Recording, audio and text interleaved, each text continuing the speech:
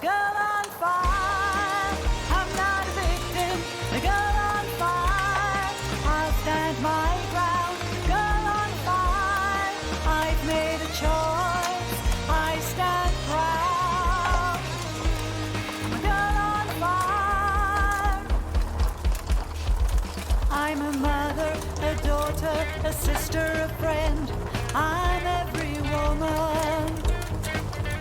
I have taken up arms and I choose to defend all that I hold dear. Independent and strong, you will not keep me down. You can't break me. Lynette Oxley here for Tac Shack Tactical TV and GOSA Girls on Fire for the 16 days of action for no violence against women and children. I'm here with the beautiful Nabeela, which is also, I've known her only on the range, but it's very nice to see you off the range for a bit. That is, yes. Tell us a little bit about your story. It happened in 2016, how that influenced your life. Okay, so in December of 2016, my kids and I were held at gunpoint by 6 men. They got in while I was in the shower. The next thing I just saw the bathroom door opening and there's all these men coming into the bathroom with me. And my daughter was with me in the shower. My son was in the room. He was just a year at the time, so he was sleeping.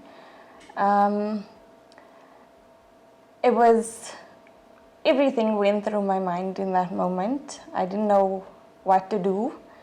But if I can say, they were merciful, because they handed me a towel and they said to me, cover yourself up and get out of the shower. And in that moment, I said to them, my baby's going to start crying and the neighbors will hear him crying and they're going to come and ask, why is he crying? Because they usually do that. Although the neighbors are very far away at that point, they're not going to hear anything. And again, it was as if they were merciful. They said to me, okay, go to your baby and wait in the room. And thankfully, they didn't touch us, they didn't hurt us, but they ransacked the house within a few seconds. They threw everything out. They just wanted money. They had guns, so obviously I was very, very, very afraid in that moment because I was totally helpless. And then eventually, what felt like forever, they then left. Something disturbed them and they left the house. They didn't take my cell phone because when I came out of the shower I saw my phone still laying on the bed, so I threw it under the bed as quickly as I could, and I tried to alert the neighbors and everybody came rushing, but they disappeared in a few seconds, and then they went on to rob about 5 other houses within the few streets in the area within less than an hour. And they were never caught. There was no justice for it. There was no, I don't know what's the correct word. There was no repercussions on the end for what they did up until today. How did you must have felt really scared, especially for yourself and your kids. I was. Why do you think they were merciful? Firstly, I think God just was totally merciful to protect us. I don't know why they were merciful. They just were. They didn't touch us at all, thankfully. They even asked me what would I like to wear. They would ask me if I wanted something from my closet, what do I need. But I was more afraid for my kids that, they shouldn't harm them. Thankfully, the little one doesn't remember anything, but now that we speak about it, he sort of knows what we're talking about. The bigger one does remember. She had to go for therapy, play therapy, to overcome those fears. And I stayed with the fear, so much so that we had to sell up our house and move into a more secure environment. I would walk around with the panic button around my neck until the house got sold. I would trigger the alarm purposefully just so that the security company could be in the area. Eventually, they even said to me they'd sit outside our house and respond from there, because just so that I could feel a little safer. I couldn't stay in the house alone. I couldn't go into the shower alone. I would make sure somebody had to be in the house with me before I'd go. I'd look for things to just get out of the house, just so that I wouldn't need to stay inside the house. And yet we had the security cameras, we had the alarm system, we had everything. How did they get in? I don't know. They probably jumped over the wall. There was no forced entry. The helper was around that day, so I assume they got hold of her and then got into the house. But there was no forced entry of any kind. How did it change you? From that day, I was very afraid. I'm still very afraid to live in a freestanding house. I don't think I ever will be able to. But I was also very angry. And I can remember there was 100 people, probably more, coming in and out of my home that day to come and check if we were okay and what we needed. And somebody said to me, "What are you going to do?" And the first thing I said to them was, "I will arm myself. I will find a way to protect myself and my kids." And that's when I started, going out to the range and getting used to having a firearm. It took me a very, very long time, though. And that's also something that I feel very victimized about with our South African police service. It took me 3 years to get my license, simply because I wear a hijab. And they kept denying me my license for wearing a hijab. And we've done a program on that so far. There's no reason for them to actually decline it because your face is open. Yes. And that's all that a passport photo is required. So why change it? And I've seen some of my ladies that's part of our GOSA Girls on Fire. They look like somebody in the morning and they changed wigs, and they look totally different. Yes. So all that's important is the face. And that it took 3 years is disgusting, because you must have felt. Do you feel safer? I do. I feel stronger. I feel safer. I feel like I can protect myself now. I feel like nobody's going to take advantage of me now. And I don't feel vulnerable like I did all this time.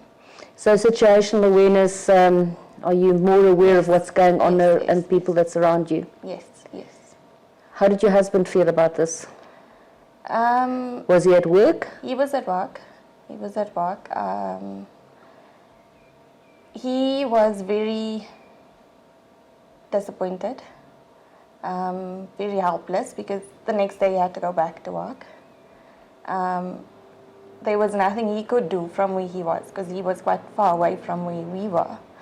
But I couldn't stay in the house, so for 3 months I packed up myself and the kids and we went to go and stay at my mom's place for 3 months thereafter. Eventually I had to come back so that we could pack up and sell the house and get out of it.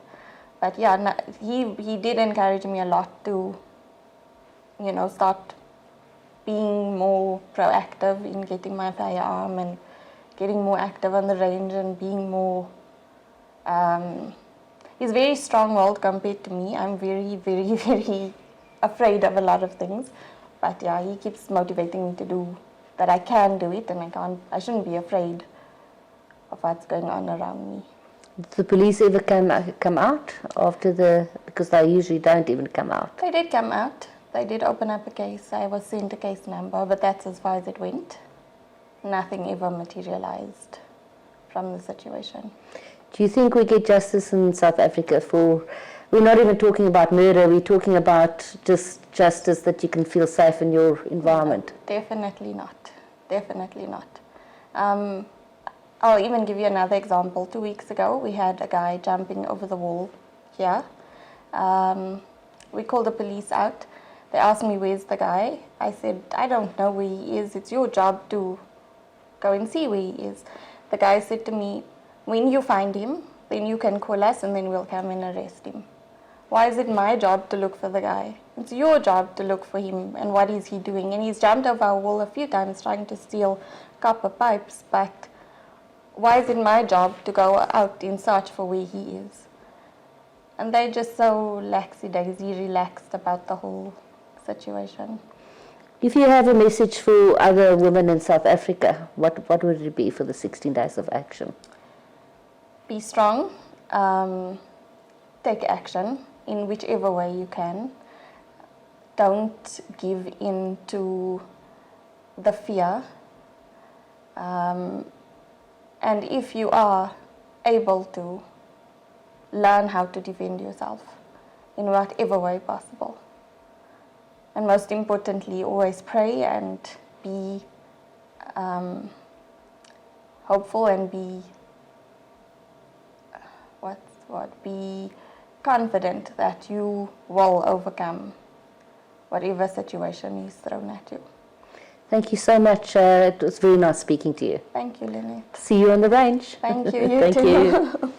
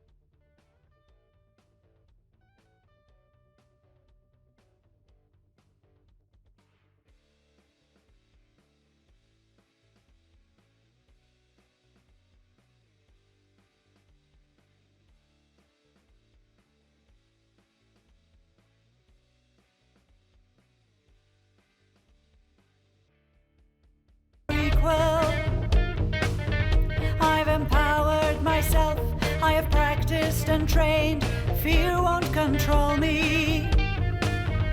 With my sisters in arms, we will make ourselves heard, we'll stand together. I'm a girl on fire, I'm not a victim, a girl on fire, I'll stand my ground, girl on fire, I've made a choice, I stand